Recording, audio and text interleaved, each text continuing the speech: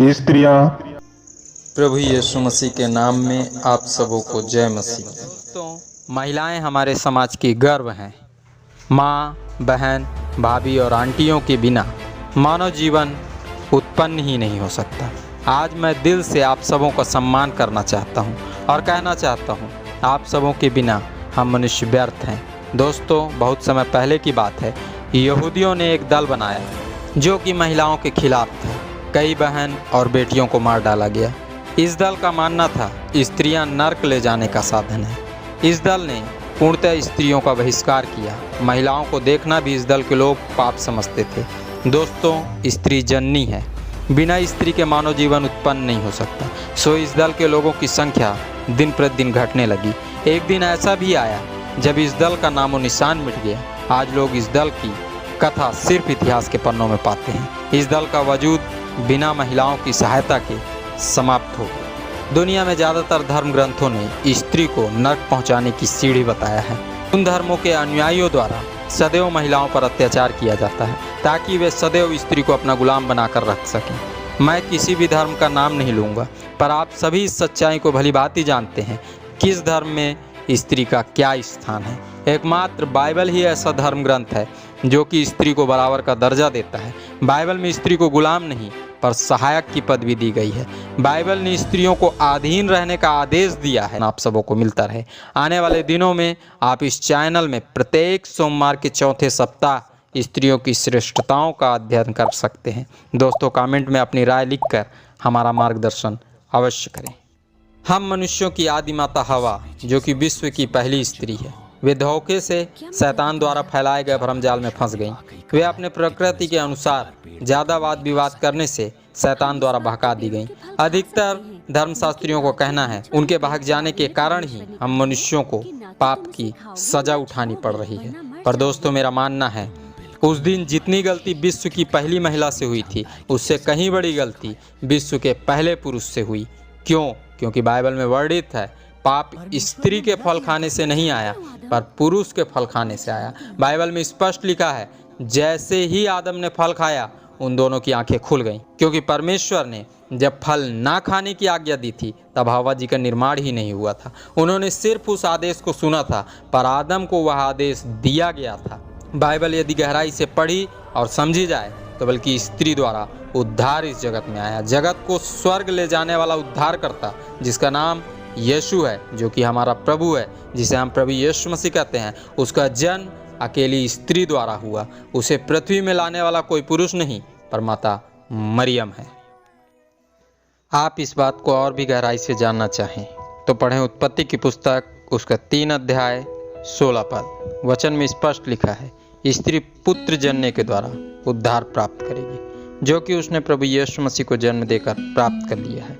समाज में गहराई से दृष्टि डाली जाए तो पता चलता है कि हम पुरुषों से कहीं अधिक स्त्रियां ही ईश्वर की इबादत करती हैं। मैं पुरुषों की निंदा नहीं कर रहा, सिर्फ इतना कह रहा हूँ कि स्त्रियों का आदर करना चाहिए क्योंकि वे इसकी हकदार हैं। दोस्तों, जगत में उद्धारकर्ता को लाने वाली तो स्त्री ही है, पर जगत को ईश्वर की ईश्वरत्व को बताने वाली, दिखाने वाली भी स्त्री ही है।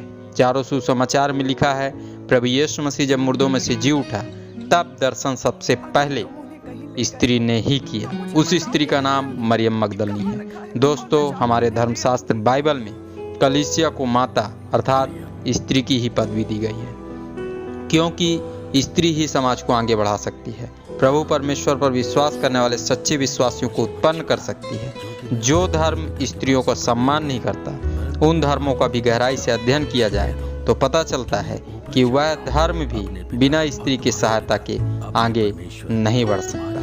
बहरहाल, आज हम ये जानने वाले हैं कि पौलुस प्रेरित द्वारा पवित्र आत्मा ने क्यों कहा कि स्त्रियां सभाओं में चुप रहें। दोस्तों, स्त्रियों में ज़्यादा वाद विवाद करने की आदत आरंभ से है। उनकी इस आदत के कारण कलीसियाओं में गड़बड़ी उत्पन्न हो सकती है। शैतान उन्हें बहलाकर पुनः मनुष्यों को विनाश की दिशा में अग्रसर कर सकता है। परमेश्वर हम मनुष्यों से बेहद प्रेम करता है। वो किसी भी मनुष्य को नहीं चाहता कि वे विनाश के भागीदार बने, इसलिए उसने स्त्रियों को पुरुष के अधीन किया है। स्मरण रखे, गुलाम नहीं। जैसे प्रकृति खूबसूरत पुष्प की सुरक्षा के लिए कांटे उत्पन्न करती है, उसके अधीन जब तक वह पुष्प रहता है सुरक्षित रहता है, पर जैसे ही वो आगे बढ़कर कांटे से आगे निकलता है उसे लोग तोड़कर मसल डालते हैं। जो स्त्री संयम रखती है उसे स्वयं प्रभु यीशु मसीह अपने पुनरुत्थान के प्रचार के लिए चुनता है, जैसे उसने मरियम मगदलनी का चुनाव किया। अर्थात सबसे पहले स्त्री को संयमी बनना चाहिए, उसके बाद वह परमेश्वर की इच्छा अनुसार प्रचार कर सकती है। उनमें माता मरियम सी दया, पवित्रता और प्रेम उत्पन्न हो जाता है। उनकी प्रकृति बदल जाती है, आदतें बदल जाती है। वे निंदा, चुगली, बुराई इत्यादि पाप नहीं करती। जो स्त्री स्वयं को प्रभु यीशु मसीह के लहू से धो चुकी है, इन गंदी आदतों से आज़ाद हो चुकी है, वे संयम के साथ पवित्र आत्मा की सामर्थ्य में भरकर प्रचार कर सकती हैं। स्त्रियां जननी हैं, वे ही अच्छे विश्वासियों को उत्पन्न कर सकती हैं, पर सदैव स्मरण रखें कि स्त्रियां पुष्प की तरह सदैव पुरुष की अधीनता में रहें। बहनें अपने भाई और पिता की सुरक्षा में रहें। भाभियां हमारे भाइयों की सुरक्षा में रहें। आंटियां सदैव हमारे अंकलों की सुरक्षा में बनी रहें, क्योंकि प्रत्येक पुरुष का सिर मसीह है जो सदैव उनको सुरक्षा प्रदान करता है। वे आपको अपनी सुरक्षा प्रदान करेंगे। दोस्तों, पुत्र जनने के द्वारा स्त्री उद्धार प्राप्त कर सकती है, पर आज वर्तमान समय में स्त्रियां पुत्र जनकर उसे सही शिक्षा नहीं दे पा रही हैं। आज के अधिकतर पुत्र बड़े होकर वे कार्य करते हैं जिन कार्यों के द्वारा वे अपनी माता के लिए लज्जा का कारण बन जाते हैं, विनाश की दिशा में बढ़ने लगते हैं। पुत्र मोह में फंसकर कई माताएं उनके साथ विनाश की दिशा में बढ़ने लगती हैं। उन सभी स्त्रियों को पवित्र आत्मा प्रचार करने के लिए मना करता है, पर जो स्त्री इन बंधनों से आज़ाद हैं वे दाबोरा, माता मरियम और मरियम मगदलनी की तरह प्रचार करके अच्छे विश्वासियों को उत्पन्न कर सकती हैं। वचन सिखाता है, स्त्रियां संयम रखकर प्रचार करें तो समस्त संसार उनके द्वारा पुनरुत्थित प्रभु के दर्शन पाकर प्रेरितों के समान सेवा करने पाएगा। पुनः हजारों और लाखों लोग प्रभु का चमत्कार देखने पाएंगे। आइए प्रत्येक स्त्री के लिए प्रार्थना करें ताकि वे प्रभु के कार्य में आगे बढ़ सके। आइए प्रार्थना करें। धन्यवाद सर्वशक्तिमान पिता परमेश्वर, हम प्रभु यीशु मसीह के नाम से आपके स्वर्गराज की वेदी के करीब आते हैं।